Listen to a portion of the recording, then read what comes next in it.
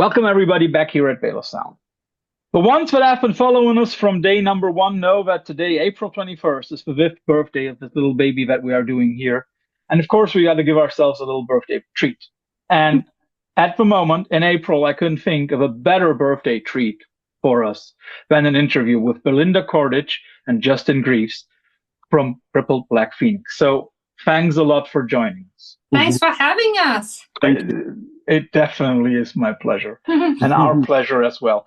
So, of course, the people who have been following music in April know that a few days ago you released your, I think it's now 15th, 16th full length, something like that. Yeah, you're creeping in on Zappa with his 60 plus albums. But no, honestly, you just released the new record, and I hope I pronounced it correctly, Shadowhelm. Oh, he got it, Justin. He got it. First one, yeah, the first one to get it completely correct. Oh, busy boo-boo. Oh, sorry. Well, I have to admit that maybe the 3 classes at university that I took on Chaucer helped a little bit. I think it's a little bit before Chaucer. Yeah, but at least, you know, it's closer than early modern English. Which country are you in? Well, central Germany, but I lived in the States for a year. I did a year in Ireland, so my pronunciation of things is probably rotten to the core. But no, actually, I hope that everybody understands. So, Shadowhelm. Yes. As I said, it's the new full length. It is once again automatically audibly Crippled Black Phoenix. And that in itself is a feat, because I mean, like, you have now written so much music, and both of you have made music before Crippled Black Phoenix. How do you keep it, first of all, so interesting? Second of all, that it always still sounds like Crippled Black Phoenix, like the band itself. Well, what is the secret?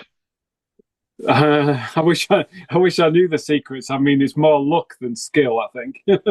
I think you're the not thinking about it too much, just doing by feeling, and you know, I guess. I mean, I think that's it. I think it's doing things that you feel like doing, and not thinking too much about what you're doing. You just almost like just a custodian of music. It's just whatever you feel, and I suppose me and Belinda with the filters, you know, so whatever's existing, whatever comes through us, has our take on it, I guess. Which, I think it's not the easiest thing to be true to yourself. I think it's really easy to slip into, you know, being a little bit pretentious about things and maybe like a little bit contrived here and there. I mean, it's completely understandable, but so it's not the easiest thing in the world all the time to stay true to yourself.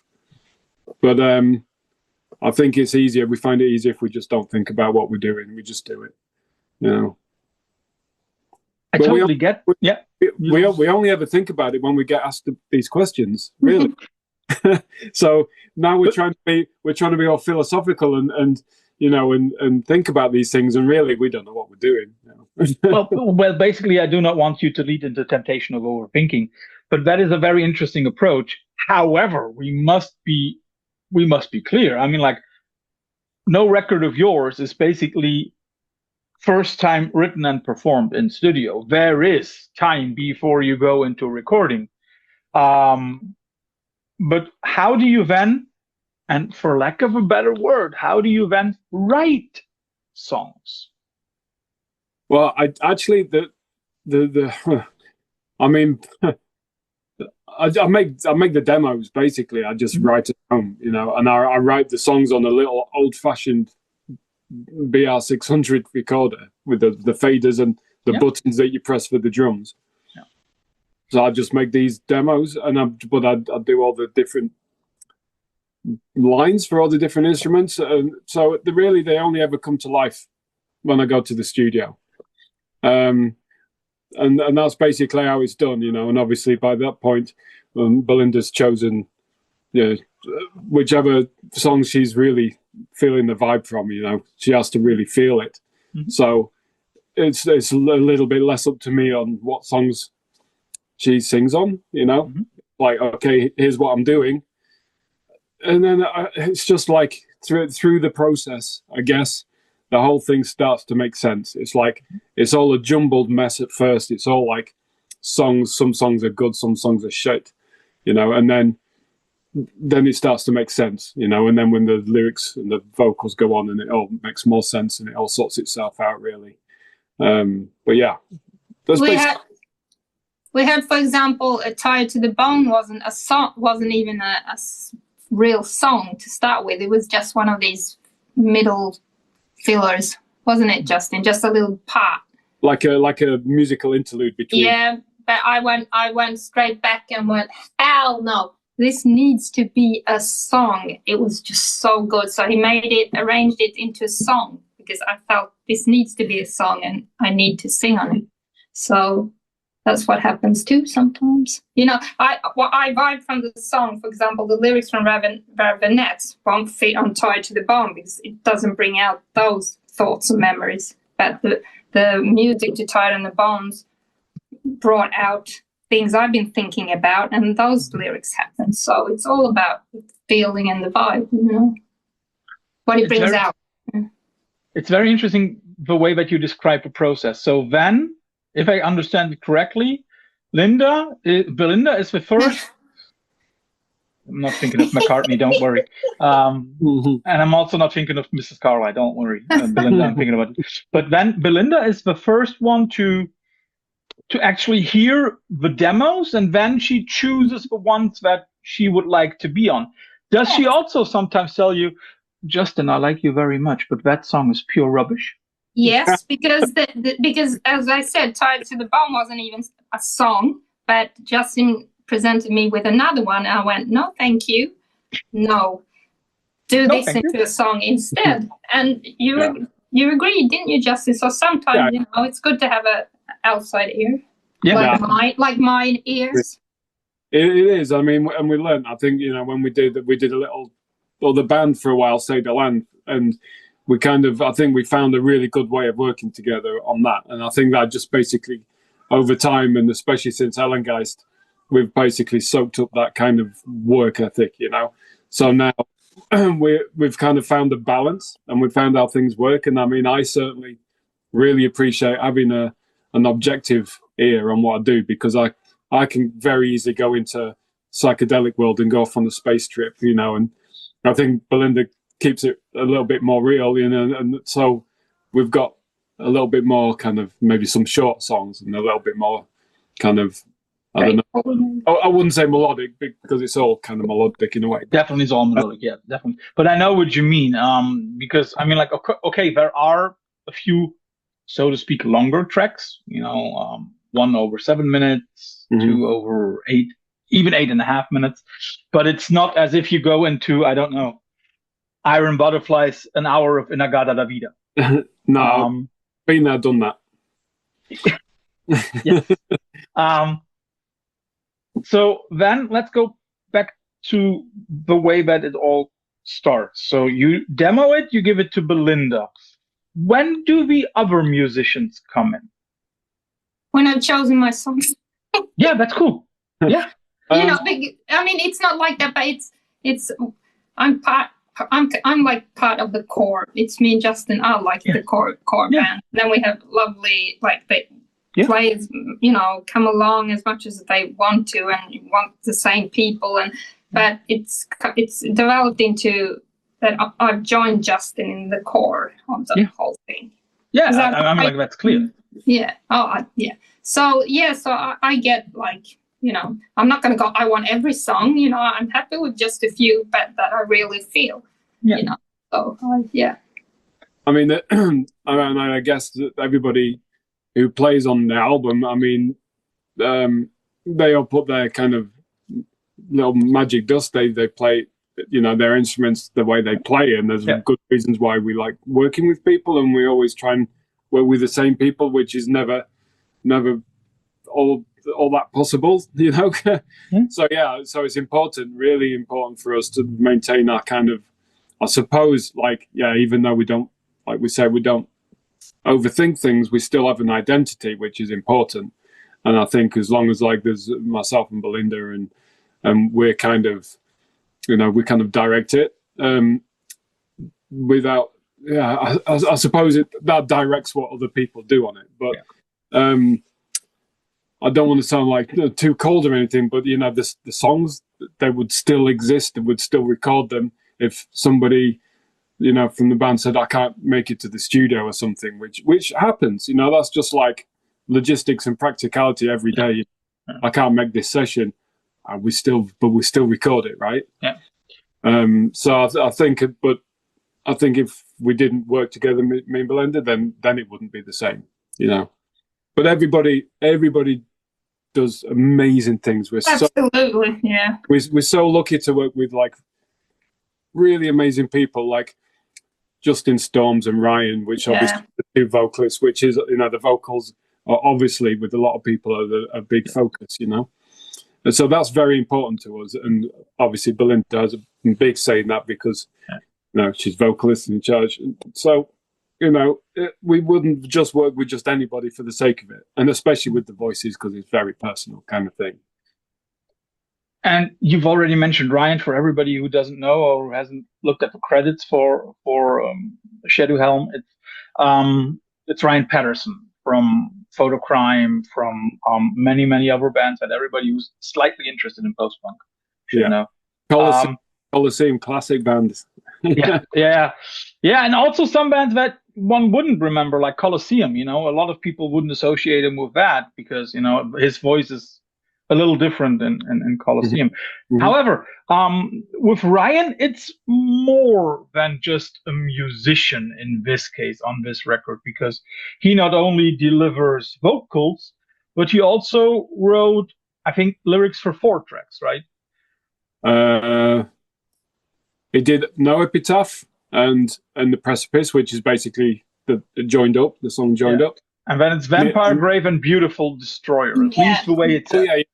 Yeah, beautiful. So so it's 4 tracks, and I mean, like, we are talking about Crippled Black Phoenix, and for a lot of people, your lyrics are really, really important. Was that a difficult point for you to give those 4 demos to somebody and write lyrics over it, or was it, hey, we completely trust you and you go and you do you? Well, I mean, it's such a complicated area to get to, and we go through this with the label really with such a pain in the ass sometimes, because it is difficult to kind of work out what actually goes on. So I would always say, like, it's very sort of more straightforward with Belinda because she writes the lyrics for the songs she does, right? Yeah, simple as that. And so does Ryan, and so did Stones, but it's not always been like this. So it's like, okay, so people think that's the formula, that's what the band is, and it's not always been the case. And then you have songs which were already a song with a song title and a theme, which then whoever, not Belinda, but whoever else would sing on it, would write towards that. Then you have songs that are influenced, the lyrics are influenced by what's going on. Yeah. Then there's the songs where it's just completely free, like Ryan wrote, the words for No Epitaph, for instance, which are 100% him. That's what he was feeling. That's the vibe he got from the song. It fit, right? This is why we're so lucky, really lucky that me and Belinda, we work with these guys, and whatever they do, there's that level of trust that they're going to make it work for the album and it fits. But then, for instance, Vampire Grave, well, I just gave him the song and I called it Vampire Grave, and he wrote songs appropriately. So even though it's his vocal, it's his words, it was influenced by the song that existed in the first place. Yeah, it's not a working title per se, right? But with Belinda, it's like it's total 50-50. It's a total collaboration. Yeah. Do you, Belinda, then also name the tracks that you write the lyrics for? Most of them, yeah. Apart from Dropout, I thought that was a really cool title, so I kept that. But otherwise, I've always been from the very beginning that this is how I work and this is how I need, I can't have people tell them, not saying Justin, but I can't just sing. I need to I need to own my own story and write my own story, you know. But Dropout, I thought it was such a cool title, so I kept that, you know. And then I followed, yeah. And then you have like a lot of musicians on this record, and as you said, you know, everybody brings his own flavor, his own elements. How free are they when they enter the studio? I mean, like, you sent them demos, and the way that I estimate you are as somebody, the demos probably sound better than some people's records. So how free are they to lay down their own flavor, their own interpretation, I suppose? I mean, it's case by case, you know.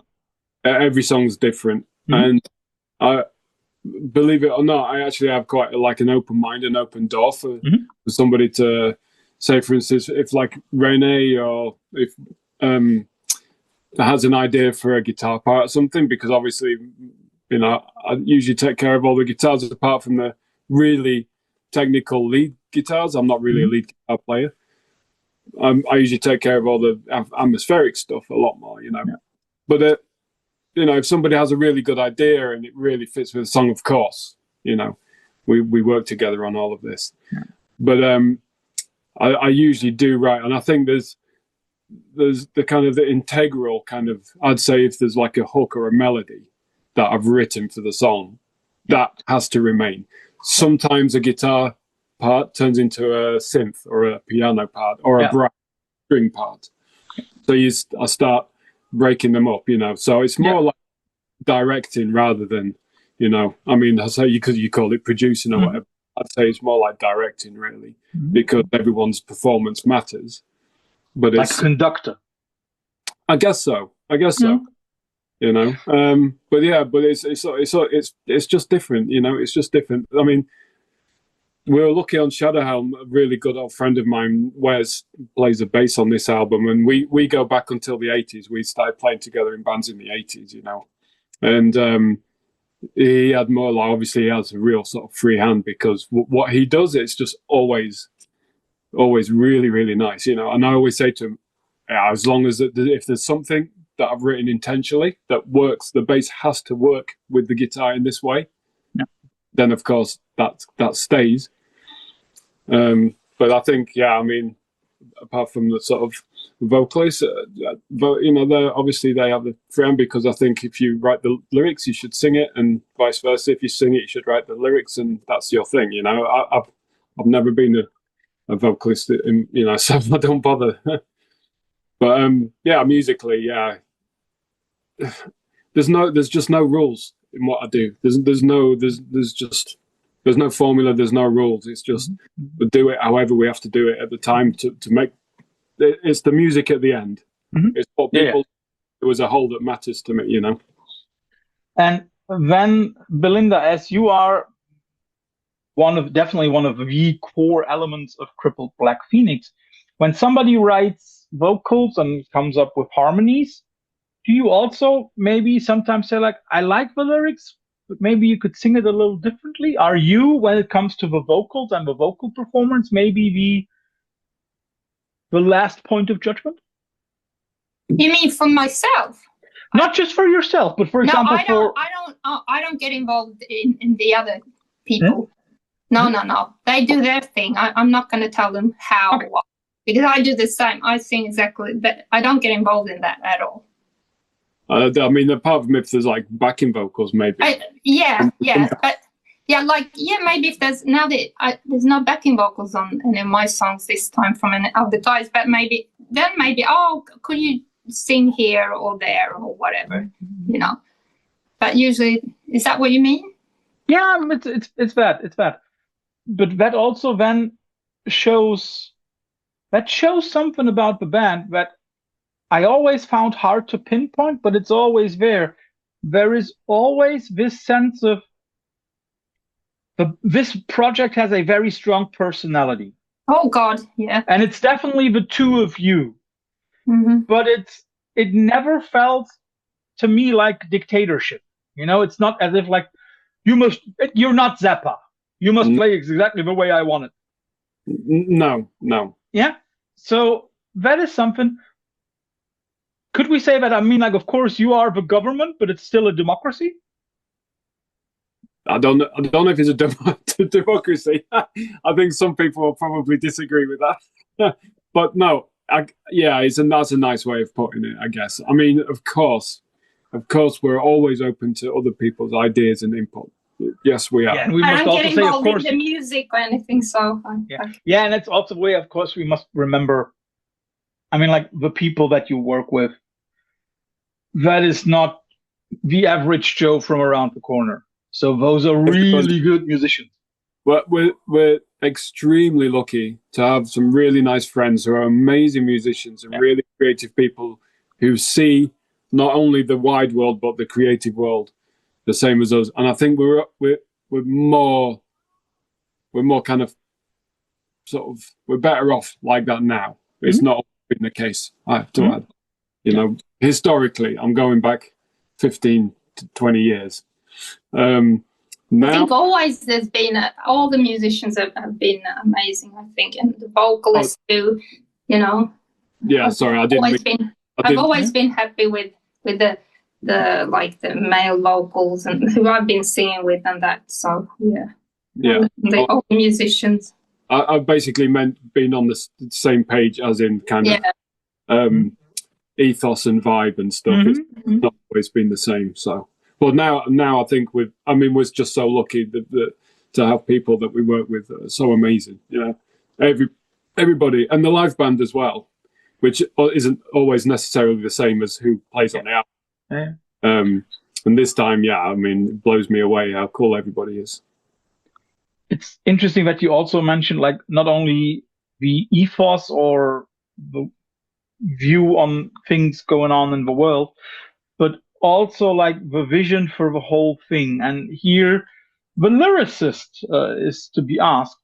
Belinda, what is to you the red thread going through Shadowhelm lyrically? Well, to be honest, I haven't listened that much to the album, you know. So, to be honest, so I haven't heard all like. So I remember what all the songs are about. Well, speaking for your tracks. Well, it's more inwards, apart from maybe one song, than outwards. I feel like I'm a broken record here, but I don't often wear my heart on my sleeves. I'm not the person who's going to tell you how I feel or what trauma, problem, whatever. You know, I'm more introverted that way. So I tend to like 80-90% always sing about, you know, like the animals or nature or wars or politicians. But this time I'm a little bit more naked in the songs. You know, if I may say that in a few of them. But I think I've always somehow since I was really young in my first band written about like old age and fragility and how we, you know, time and stuff like that. So I don't know. Well, one song's about trauma and flashbacks, Revenant. Another one is how time is like we're wasting away since like the day we're born. We're just, you know, we're wasting away and there's a hollow end coming. And Under the Eye is about we see you, what you're doing, you fucking dictators and politicians and murderers. And then you got Tied to the Bone, which is more personal, you know. So I think, I'm a little bit more naked in a sense. Yeah, more personal for me. But the others, I think, are more inwards too, isn't it, Justin? I don't know what they usually write, Ryan and Storms. You know more. I mean, it kind of, I can only relate to what they do with us, you know. I mean, I think it's all quite personal, this album, you know, with the obvious exception of Under the Eye and Dropout as well. Dropout's a little bit more Oh, God, yeah, it's like a Dropout. yeah, you know. But yeah, I mean, Belinda, you're like, you're saying more naked or exposed on these songs, but that's in your standards. I think for most people, it's still kind of, I think it's still very subliminal, and it's like, you know, it's not like really blurting it out. I mean, I think Eye to the Bone is still is probably the one that you can actually say that's what it's about. I can hear it. Yeah.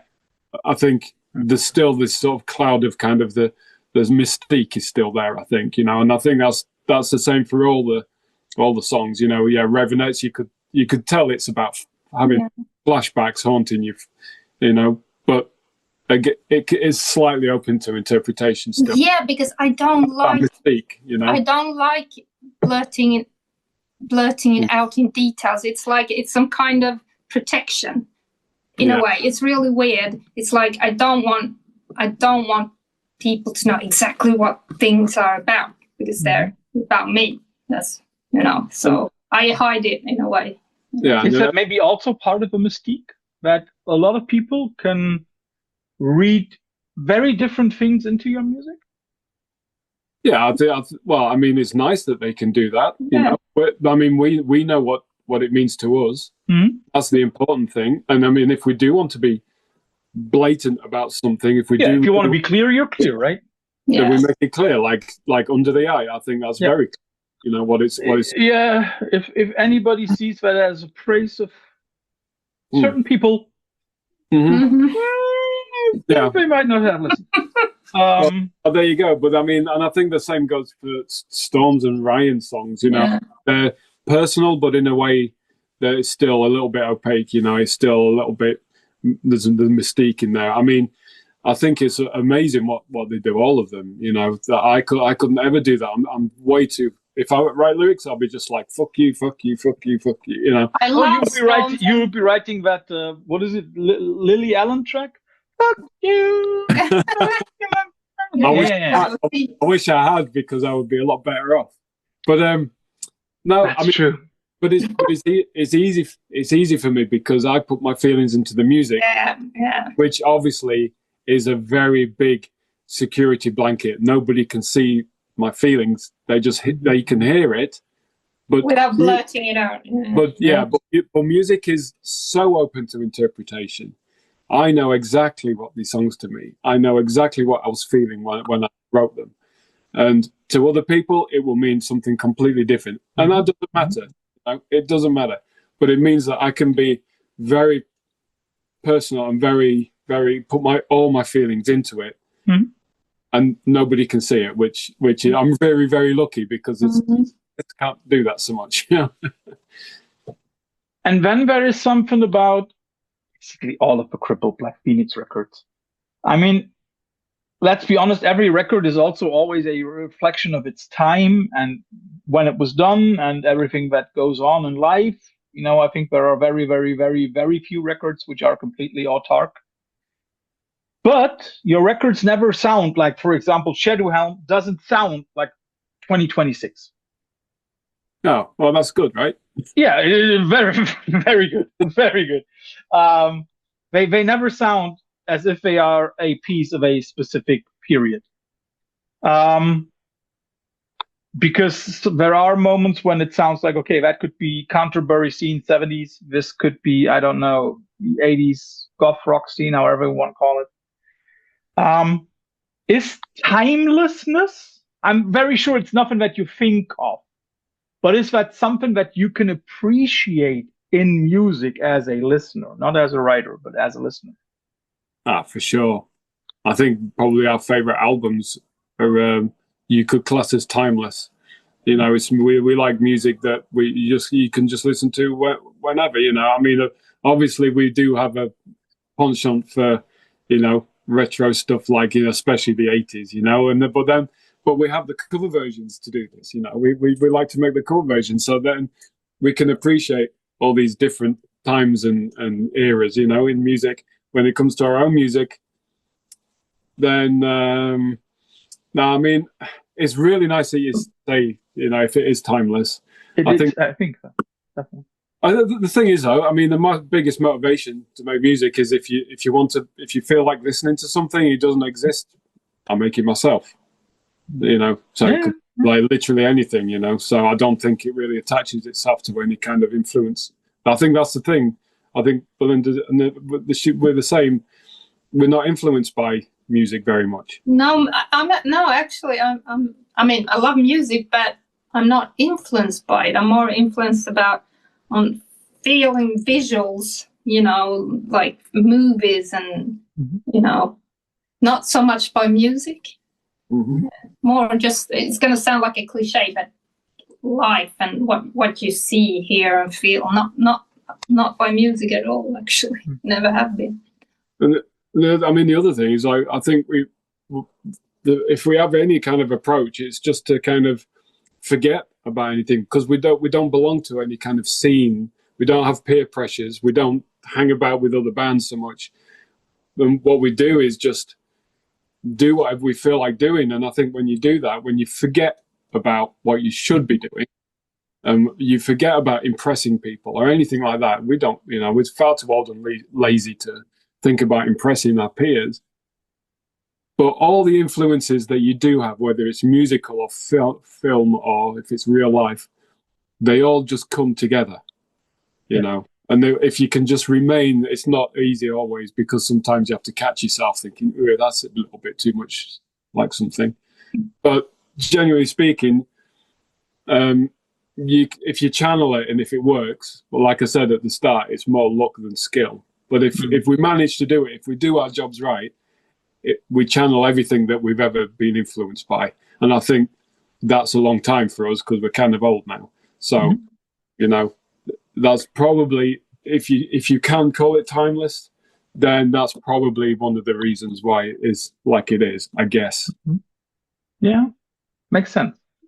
You've already hinted at the cover versions. Can we already disclose which artists you are covering on the 10-inch right now for this one? Yeah. So I really, first of all, I had to look up a track because I didn't know it. That's always a good thing for a nerd like me. I bet I know which one it is. Yeah. But do you know that one of the tracks that you've chosen was also covered by Moby? Oh. Yes, I did, and it's awful. It's fucking awful. Which one? Really, you know what? So let's disclose it. So you're covering That's When I Reach for My Revolver. That's the one. The Mission of Burma originally, and Moby covered it. Yeah. It's Manhattan Skyline. I knew that one. Although it's Aha. I'm very happy that you didn't choose Take On Me. God, no. Yeah. The more I hear it, the less I like it. And the third one is the one that I didn't know, and it's Invisible People by False Prophet. Oh. Yeah. I mean, like, I've always admired your choices because they are all over the place. But let's be honest. I mean, Aha might be the poppiest original that you've ever done. No. Maybe Self-Control. Okay, Brennan. My choice is both of them. But like Belinda, you have an ear for pop music. Yeah. Cool. Hey, I like anything that sounds good. Yeah, I'm not ashamed of it. I'm a grunge girl. I love Led Zeppelin. I like anything that has a good groove or that it's good. I'm not like I'm a punk rock. I'm this. I'm that. No, I've got a broad spectrum, and I just this Manhattan Skyline. I swear to God, because I don't own not one Aha record for obvious reasons. But then I heard this song. I was like, fuck me, what? This is amazing. I thought it was dark, and it's the best song they've done and I've heard in a long time. So yeah, I told Justin we got to do it. So, but then it's not a track that you've listened to like time and time over back when you were younger. It's something that you discovered now recently. I discovered it now from a really fun sketch on YouTube. Because I heard this music. I don't know if you must have seen it. These heavy metal guys. It's like a sketch in their room, and then one guy's like, "Oh God, you got to listen to this." I think he said, or he played it, and the guy's like, "Oh, what the fuck is that?" Then he starts like headbanging, but and what I had to do was I had to take this Shazam or whatever it's called and play it to find it, and it was Aha. I went straight, and I just the YouTube version, live version. I was like, I haven't missed this. Yeah. Yeah. Yeah, and once again shows that you can find pearls among swines. Oh, Sorry to say it, like for every aha lover out there, I'm very sorry. Just no, I mean, well, that's the thing. That is a good song. It is. A good song. A good song is a good song. But I don't own an album. That's all I can say. Yeah. But so, Mr. Grace, let me guess. You chose that False Prophet one. False Prophets one. Yeah, the other two are my choices. I mean, I think you can always tell which of my. You can tell which ones I chose. Yeah. Oh, with some, I mean, like with the Floyd covers, I was like, okay, that might be both. But for example, with the Magnolia Electric Company, I would say Belinda. Your choice. Which one? What is it? Will o' the Wisp. Will o' the Wisp. Oh, yeah, that was mine. Oh, I thought you were talking about Shadowhound. What's the album called? No, Will o' the Wisp. Yeah, that was my choice. Yeah. I guess that for example, the sensational Alex Harvey band, that is probably Mr. Graves. Yeah. And Arboretum and stuff like that. And on the new, that's him. Yeah, and on the new, of course, it is Mission of Burma and False And Deep Prophets. Purple was mine from Wolf. That was mine too. Yeah. But it's very interesting, and I mean, it is very, very eclectic.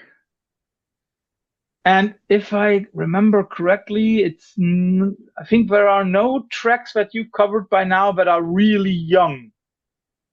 No. Because we're not young. No. You are wonderfully young. Don't worry about that one. That is not the thing that I wanted to. I don't know. Hint at. There is something about your choices that shows a love for a music, and here we are again with timeless. Mm-hmm.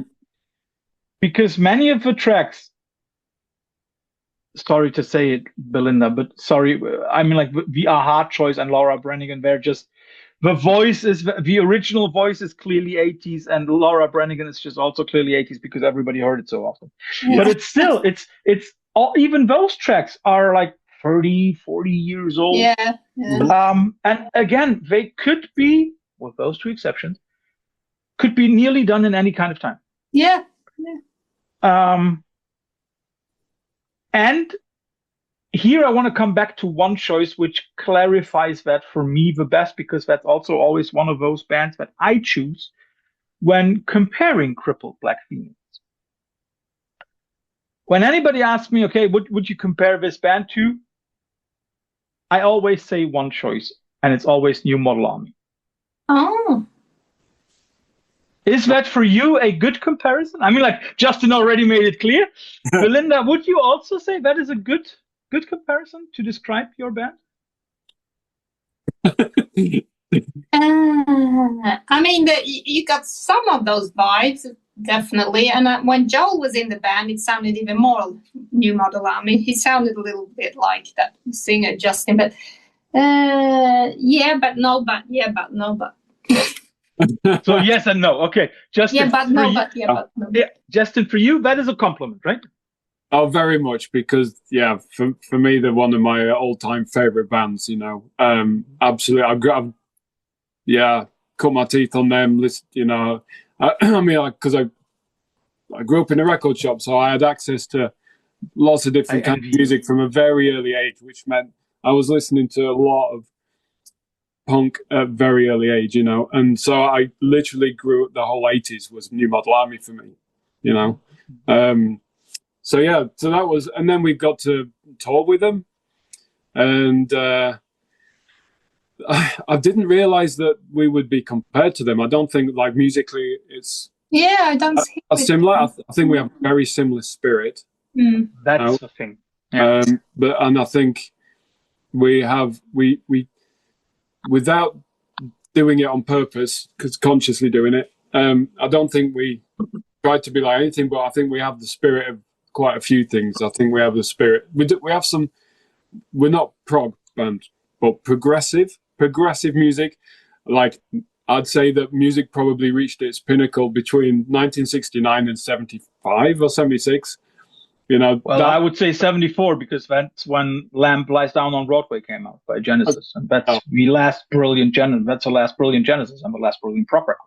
Yeah, yeah. Well, oh, there you go. But it depends on what kind of progressive we're talking about. Exactly. Yes. But the thing is, that's progressive. It's about experimenting and being free to do whatever you want to.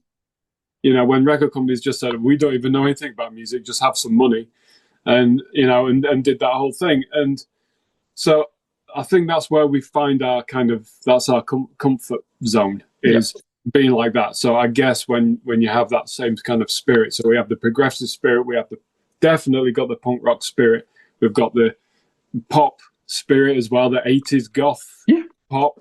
You know, we just like a good beat kind of thing, which is something Belinda's really brought into the band, big, you know. Then I think, and it seems to make it like a good mix. I think it's over the last few albums, especially from St. Silent Guys, I think we found a balance. I think that's where maybe people have heard or seen or felt a change. You know, there's a shift in Crippled Black Phoenix, and it became a little bit more focused. Well, in fact, I think it just became more balanced. You know, there's some people prefer it before that. They prefer Great Escape or Vigilante or Crafty Ape, which are the big albums, I guess. Yeah. But there's too much of one kind of thing on those albums. I think now we're kind of balanced. Yeah, definitely. And I also think that a track like, sorry, nearly swallowed it. A track like Tired to the Bone, it fits perfectly on Shadowhound. I don't know if it would have fit on The Great Escape, for example. No, but it fits perfectly to this one.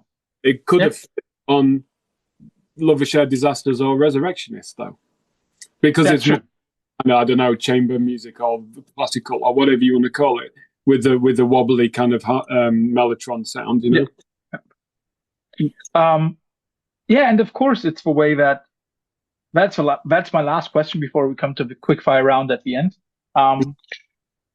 There is something and here I would like to go full circle to something that you said before, that the music is also some kind of like, it sounded as if you wanted to say you're a vessel to the music, but something that strikes me is that your music helps a lot of people because it has a certain kind of universal language.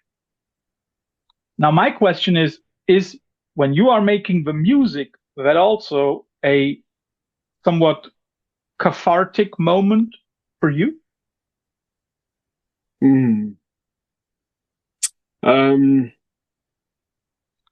I wish I could say yeah. I'm not sure if it is. I think it is. You see, for me, I make the music because I feel like I have to. I go fucking bananas, crazy, la la. You know, really, I'd be in a padded cell, or worse, if I didn't have the music. And so, I don't know if it's cathartic or if I'm just being able to have this kind of emotional crutch or whatever you want to call it, you know. Or, I mean, I suppose the I don't know, because if it was cathartic, I think I would probably just sort of given up by now, because I would have gone through that process and become something else, you know. But I haven't. I'm still doing it. I feel the need to do it. But when I hear that it changes people's lives, you know, I mean, I wouldn't say it's cathartic, but I think that's it just blows my mind. Therapeutic? I don't even know if it's therapeutic. It's just mind blowing, and makes me feel like we're worth something. Because the industry makes you feel worthless. The world makes you feel worthless. And when you hear things like definitely at the moment, yes. Yeah. Sorry, Belinda, I went on there, but yeah. No, but you can only answer for the music. So. Well, and for yourself, is it for you a kind of catharsis, Belinda? You know what? Here we come back to this. I actually, when I write lyrics, I actually struggle, because you know how they say that writing down your feelings is therapy. For me, it's bringing up shit. So I don't like it. It makes it worse. That's I think I realize that's why. So I won't say it's therapeutic because I like to keep things boxed in and forget about it. When I write, I have to bring it up, and I do not like it. So that's my problem. But if I just, play an instrument, then that doesn't matter. But when I have to write, that it brings up. Whereas they say if you write things down, you feel much better. I don't. No, I don't. No.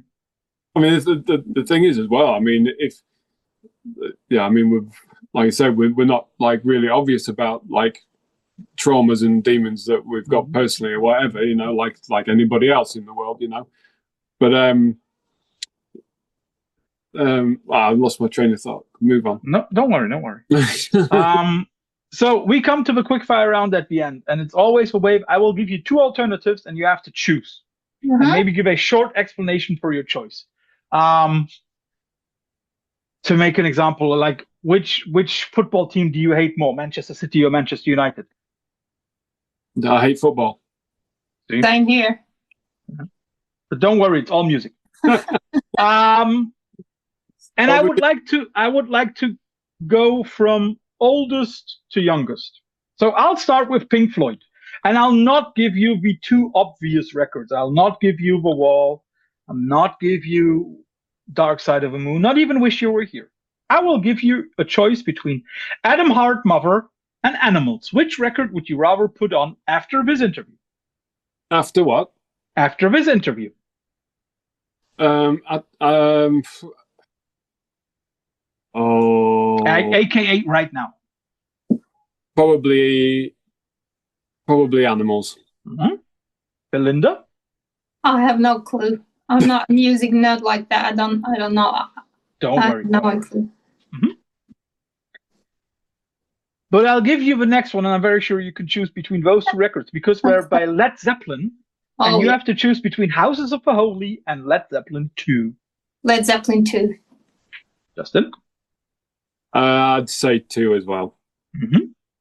Can both of you maybe give a short explanation for your choice? Well, for me, it's what I probably heard the most. Same here. I think it was more raw in a way, if I remember correctly. I haven't had a vinyl player for 100 years, so. And I think the ratio of good songs. I think Led Zeppelin 2, you bang it like from beginning to end. I think they're all really good stuff. I think House of Holly has some parts that are probably even better, maybe, but not as many. I don't know.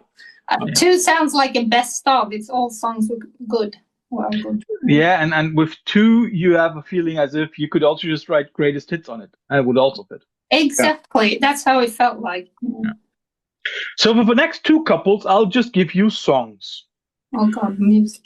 Don't worry. You will know the next 2 tracks, because they are by one of those bands where I say, okay, they are also very often very timeless. I'll give you Radiohead. Street Spirit versus Creep. Are you talking Creep? Yes. What are they called? The 90s. Is that Radiohead? Yes. No. Yeah. Who was the other one? Street Spirit. Who? What? Street Spirit. It's still the same track. It's off the Bends. Don't the know. Second one. Yeah. Justin already made it clear he would choose the Or. Yeah. I haven't. Yeah. Never listened to Radiohead. No, neither have I. But I know Creep, but I'm not like a huge fan or anything. Then the last one, and we basically already had it, and I took inspiration from one of the things behind Justin over there. I'll give you 2 tracks of the same title. Fuck You by Lily Allen or by Archive. Oh, I don't know what the Archive one though. I've heard the Lily Allen one. I don't know the Archive one is probably the how should I say? It's probably the worst song that you could ever sing to somebody. Okay, so I'll go for that one. I don't know any of these songs. That's an easy choice. I pledge the fifth. I have not. Yeah, I totally like the Archive one, man. I listen to it all the time. Okay.